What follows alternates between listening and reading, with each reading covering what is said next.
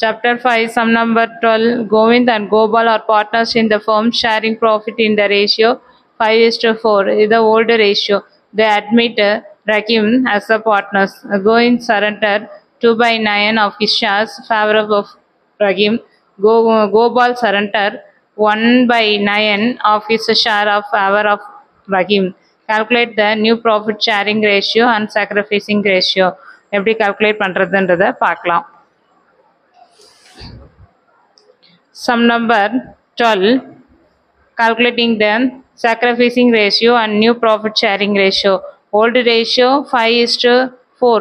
Govind 5 divided by 9 and Gopal 4 divided by 9. 5 plus 4 9 அர்த்தம். அப்போ கோவிந்துக்கு 5 divided by 9, Gopal 4 divided by 9. Share sacrificed எப்படி sacrifice பண்ணியிருக்காங்கன்றதை பார்ப்போம். அதுக்கு format old share into proportion of share sacrificed. So Govind 5 divided by 9 into 2 divided by 9. அவங்க surrender எவ்வளோ பண்ணியிருக்காங்க 2 divided by 9 கொடுத்துருக்காங்க.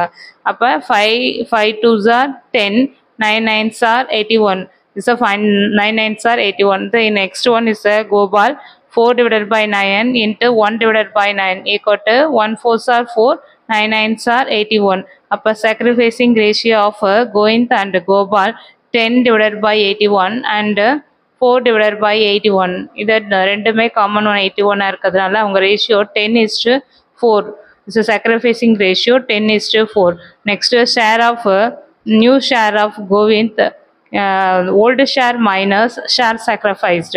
கோவிந்துக்கு 5 divided by 9 minus 10 divided by 81.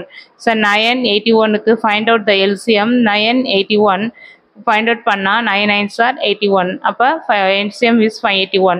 81 வரதுக்கு இங்கே 5 into 9 45. இங்கிட்டு வந்து 10 into 1 10. 45 minus 10 35 divided by 81 is Govind.